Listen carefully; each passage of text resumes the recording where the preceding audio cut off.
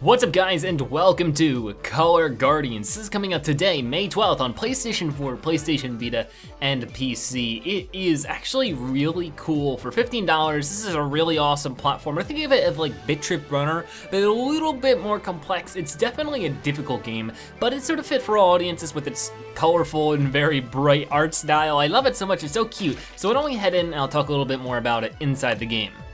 Alright, so we have a bit of an overworld map here. We're going to back up a bit and make our way farther out to some of the earlier levels. As you can see, there are 4 worlds for us, actually 5 for us to explore, and the farther you get, the harder it gets. I'm on the 3rd world right now, and it's getting very difficult to keep up with the challenges at hand, but it's still been really enjoyable all the way through. We're gonna be playing, a level much from the beginning, and I'll be explaining stuff from there.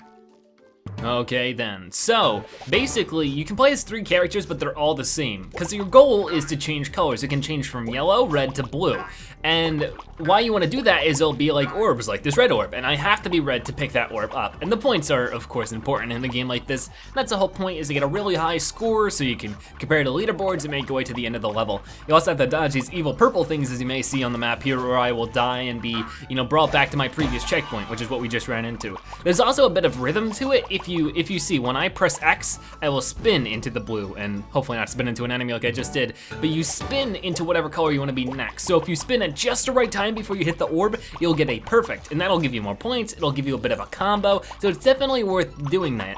You'll find yourself actually pressing the buttons over and over and over again quite a lot. It's not a game where you just sort of sit here, wait until you press a button again, and then press another button. You're constantly pressing buttons. It's a very, very active game, switching between lanes and switching between colors. And of course, the game is beautiful. This is a really good looking game. If you haven't noticed already, it's very beautiful in motion. The animations and all that kind of stuff within this game, on your character, in the background, anything about it looks so good. I love it so much, and it looks good for kids. It looks good for anyone willing to play. But it definitely provides a challenge. If you're an older player who's willing to look past the colorful stuff, it definitely is a difficult game. There's leaderboards, there's a platinum trophy to get. There's a lot of challenge to be had here. But there you go. There's our first level done, and then there's a star ranking system. Basically, if we get every orb, we'll get 3 stars. If we can get a perfect with every orb, we'll get 3 platinum stars. And here we can go back to the world map, we can play again, or we can compare to the leaderboard. I don't know if the leaderboard will actually load. Oh, it does, okay, cool. And you can see here I'm number 3 in the world, just because as of recording this, there aren't many people playing because the game hasn't launched as I'm recording this. But let's go back to the world map now. All right, we're gonna bring you somewhere later in the game called the Crystal Caves. This is the 3rd world in the game. It's very similar to Donkey Kong or Super Mario with this overworld, and I love it a lot. We're just gonna look around. I'm looking for a specific level. I guess this one will do. Basically, there are some levels that introduce new mechanics, and it's actually pretty cool. We can also change our character. If we don't want to be Grok, we can be some other character. Like we have also Leah and Rod. Rod is my favorite, but all 3 of them actually look really cool. So let's play as Rod now, and we'll go into Crystal Caves level 4. Okay, so here we are, and I just love the backgrounds. Everybody's all sad and gray until you start getting your run on, getting all these points, and then everybody becomes happy and colorful again. They're like, yeah, thank you so much. So this game has a lot of reaction time. It's a bit trial and error, but it's also really fun to try to go in and do it first try. It's very difficult, but now we have these little railway sections, which once again, are very similar to Donkey Kong. But here you can't actively switch between the layers. You can only switch between the layers when you change color. So it is a bit more difficult. And here, these little plant things, if you want the right color when you run into them, you will actually die. So at this point in the game, you can see things are a lot more active and a lot more difficult. And there's a bit of finesse to it. When I see myself play, when the game is way harder, you can see there's this rhythm to it. And I guarantee you this game is much harder than it looks. In the trailers and stuff that I saw of this game, I was like, this doesn't look like it can be that tough. Like, how hard can it be? Oh man, does it get tough. Some of these levels did, keep me a good while. And I didn't get frustrated, I didn't rage quit or anything. I was genuinely interested in levels and having a great time all the way through. And this is... I'm bad at it, but besides that, it is really fun. It's a great time, and like I said, I'm really blown away with how good the game looks. Animation is something that isn't easy, so seeing the game run so fluidly is actually really cool. So let's give it a shot at actually getting through this time. And it gets really in depth later in the later levels because you gotta go, between the colors so often and at such precision to get the perfects that it's actually really interesting, especially with the minecart areas because they are very, very fast paced. That minecart does not slow down for you. All right, and the music is also something that is very, very well orchestrated. The music, knocked me back to plenty of awesome games like Nintendo games, Donkey Kong, and also, reminded me a bit of like Crash Bandicoot, that kind of stuff.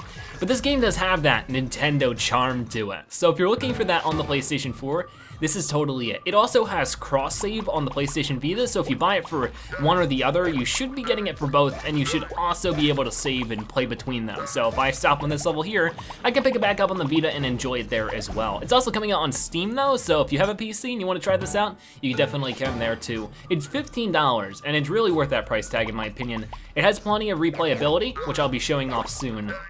I just wanted to give one more shot at playing through this level. Looks like we're probably gonna die though. It's hard to talk and play a game like this. I might have a live stream of this game sometime in the future, but obviously I ain't doing too great right now, so we're gonna head back to the level select. So I mentioned that this game has some replayability to it. What do I mean by that? Well, if we go into the second world here, you can see that we have these little fairies floating above the level. Why that is because when you defeat a boss in a world, you can go back and replay the levels to unlock these fairies. If you unlock all the fairies in a world, you will unlock a secret area, which is exactly what I did here. You can see there's a little bit of a rainbow road going off the side of the map here. I unlocked this by unlocking all of the fairies so I can enjoy even more levels, and man, some of these are pretty darn difficult, but they're also really fun and gives you an extra little bit of content if you're thorough. And it also gives you the opportunity to get some of the platinum stars that you can see on the flag right here. For some weird reason, you can only change the controls when you're in a level. I think that might be my biggest complaint with this, but besides that, you can fully customize the controls. Originally, the game starts you out with a square being blue and red being X, and I got that mixed up constantly. So I switched it over, and the game has been way easier for me and a better experience since then. So thank you for this, because a lot of games lack the customizability like this, so it's awesome to see that. And overall, Color Guardians is really solid. It's $15 on the PlayStation Store and on Steam. I highly suggest you go check it out and have a grand time, busting some colors, running through these levels and destroying bad guys. It's a really good time. I'd like to thank you guys so much for watching though, and if you are interested in the game, you can find a link to purchase it in the description below, and comment in the comment section below. What do you think about Color Guardians, and do you think you're gonna pick it up yourself? Either way, thank you guys so much for watching. I'll see you guys next time. Bye-bye.